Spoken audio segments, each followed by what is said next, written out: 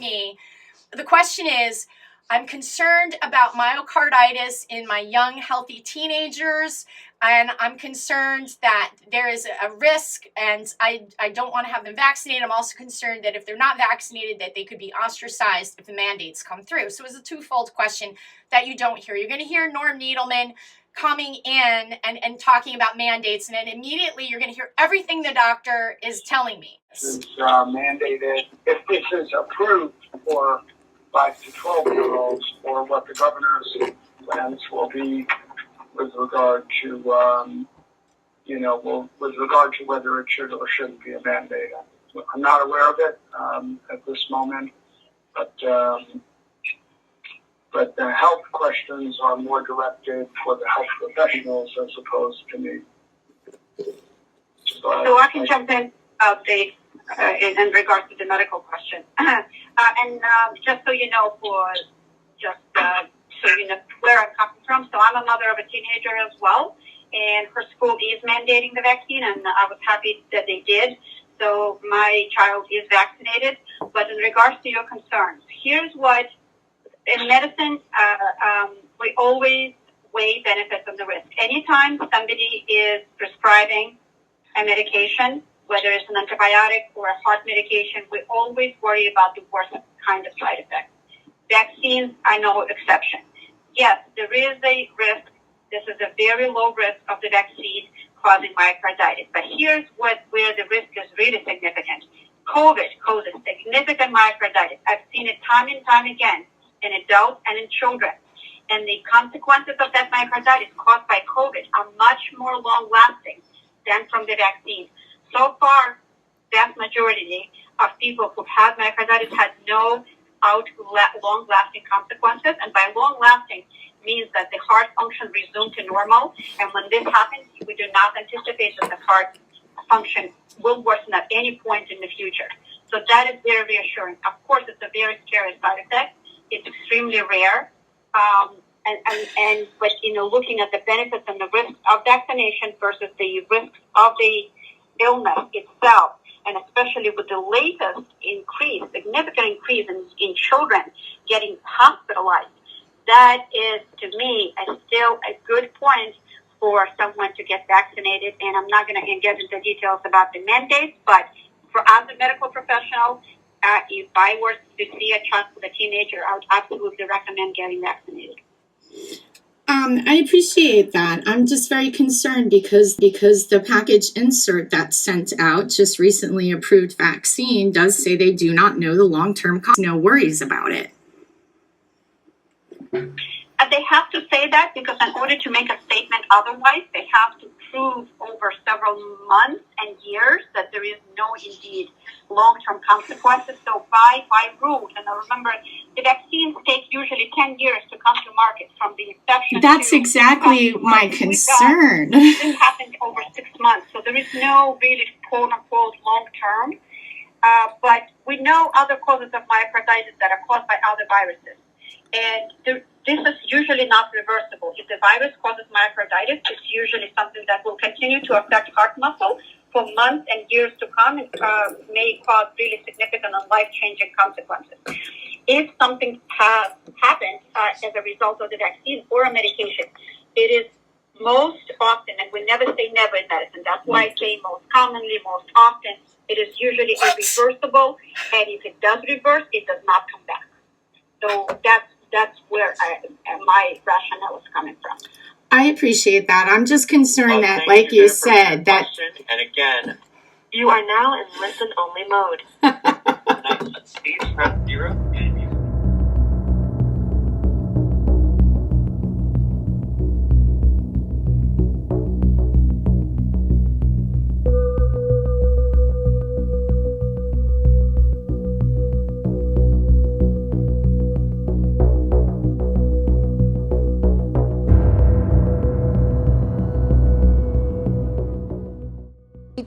People here in Connecticut have been hospitalized with an inflammatory heart condition possibly linked to the Pfizer COVID-19 vaccine. This morning, NBC Connecticut's Jennifer Joe spoke with parents, including one whose child was diagnosed with the condition. The Department of Public Health says there were 18 reported cases right here in Connecticut. The first case at Connecticut Children's was Rachel Hatton's 17-year-old son, Gregory. It's terrifying. Rachel told us over the phone this morning that her son started complaining of severe chest pain 3 days after his second dose. It worsened on the fourth day and led to back pain. So Gregory went to a walk-in clinic where they ran blood work and did an x-ray. They discovered he had pericarditis, an inflammation of the lining outside the heart. A spokesperson from Connecticut Children's says patients have presented with both pericarditis and myocarditis, which is the inflammation of the heart muscle. Gregory was transferred to St. Mary's Hospital in Waterbury and then to Connecticut Children's in Hartford. They hooked him up to a heart monitor, did EKGs, they did echocardiograms. Infectious disease actually came and ran their own set of blood work. They tested him for all sorts of things, and one by one those tests came back negative. Doctors still couldn't say if his condition was related to the COVID vaccine, but they called him back for an MRI after 2 more patients presented with similar symptoms. Gregory is now out of work, on medication, and hooked up to a heart monitor.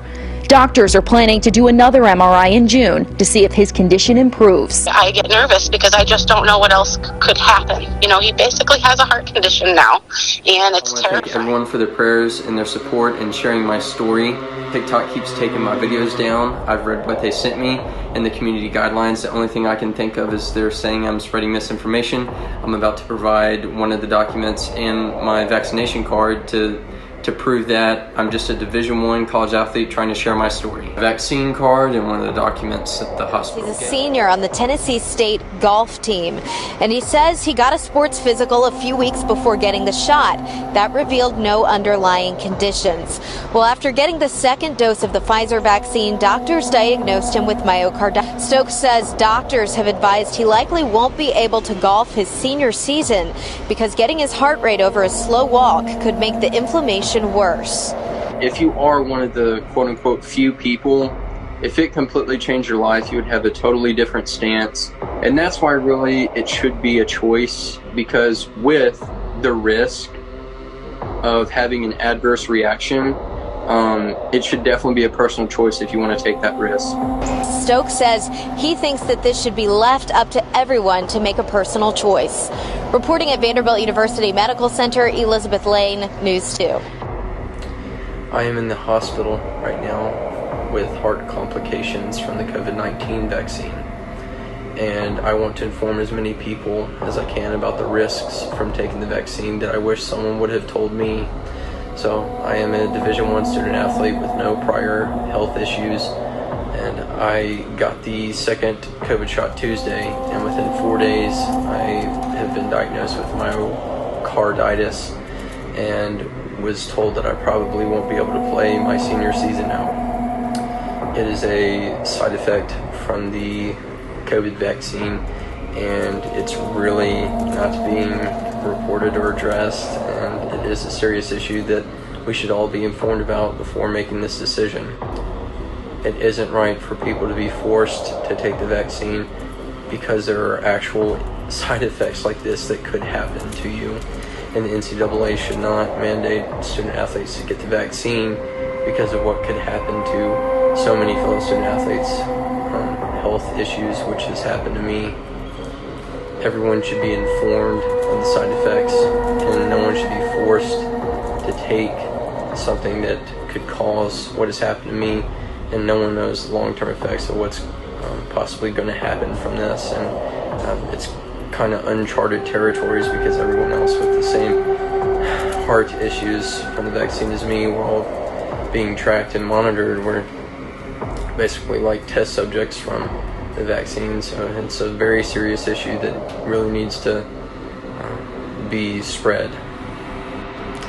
And I've spoken with some other student athletes that have also had to have either heart surgery or have had heart issues from this, and it's very scary stuff, and a lot of people in our age group apparently are at higher risk for heart issues from the vaccine, and it really does need to be This morning, the CDC is looking into reports of a heart condition in teenagers and young adults that may be linked to the COVID-19 vaccine. There is no confirmed connection yet, but so far there have been more than a dozen cases here in Connecticut.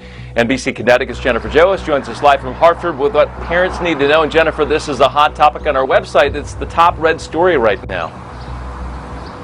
Yeah, absolutely. It is concerning to parents out there who are getting their kids vaccinated. What we know from the Department of Public Health is that there's 18 cases so far right here in Connecticut. All 18 people were hospitalized for several days. 17 of them so far have been released and sent home, and one of them remains in the hospital.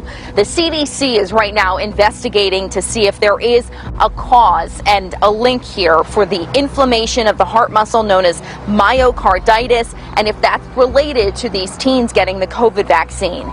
The agency says the cases appear to be rare and mild. They mainly happen in teens and young adults. It's happening more often in males than females, and also after the second dose. Typically, it occurs within 4 days. We've been in touch with CDC to make sure that they are aware of the cases, so they're studying this question. These have been rare. They've been mild and they've been self-limited, but we are tracking them and working with our federal partners. Likely association between a rare heart condition and vaccinated young adults. More than 1,200 cases of myocarditis and pericarditis are being investigated. About 500 of them in people under 30 who received the Pfizer or Moderna vaccine. The condition primarily coming after the second dose, seen mostly in young men. For both vaccines, the CDC reports fewer than 13 heart inflammation cases per million doses. The majority of cases appear to be mild. Coronavirus emergency and the Delta variant. Cases rising in states with low vaccination rates. And this all comes as the CDC announces there are more confirmed cases of heart problems in young people who got the shot. The director of the CDC is standing by to talk to us about all of that. But first, let's go to Stephanie Ramos with the latest. Good morning, Stephanie.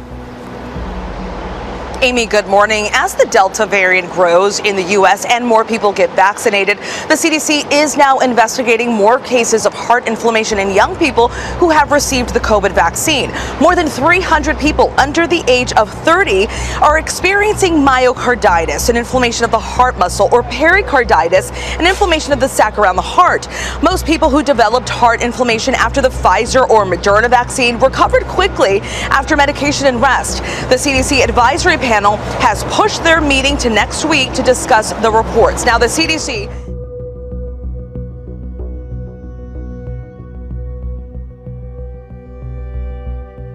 Our first witness is Dr. Peter McCulloch. Dr. McCulloch is an internist, cardiologist, and epidemiologist from Dallas, Texas.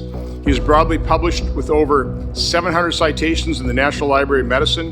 He has testified multiple times in the U.S. Senate, U.S. House of Representatives, European Parliament, and many state capitals concerning public health policy.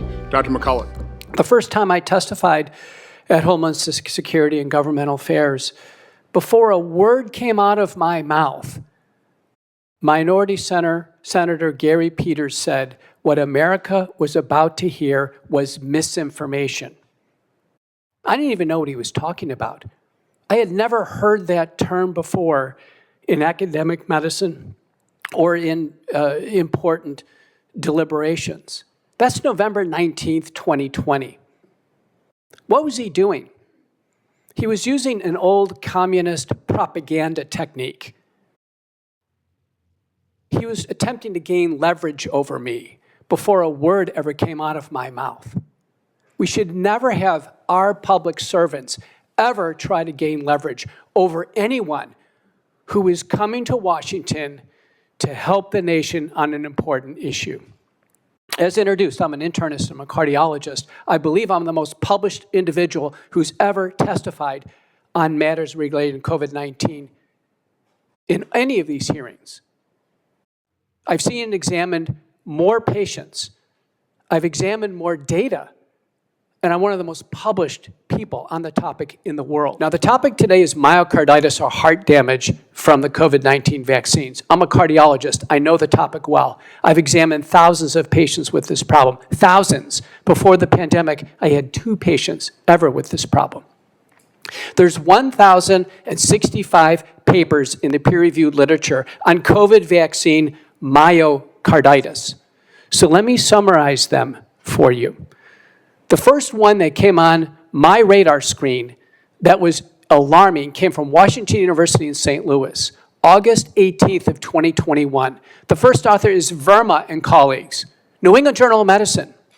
42-year-old man comes into Washington University Hospital with vaccine myocarditis. The infection is ruled out. It's the vaccine. He's in the hospital. This is one of our best hospitals in the United States. He dies 3 days after taking Moderna. They can't save him in the hospital. Say, Dr. McCullough, move the microphone just a little bit away from you. Then one was reported from Korea by Choi and colleagues. This is now a younger man. Just a few days after Pfizer, he comes in the hospital. He dies within 8 hours of being in the hospital. I can tell you, I'm a cardiologist. That doesn't even happen with heart attacks. He dies within 8 hours. I examined all of the slides and the images that the Koreans had showed us. It looked like somebody took a blowtorch to that heart. It was so completely fried with inflammation. His heart was destroyed. These cases, which were widely known at the time, should have gotten everyone's attention.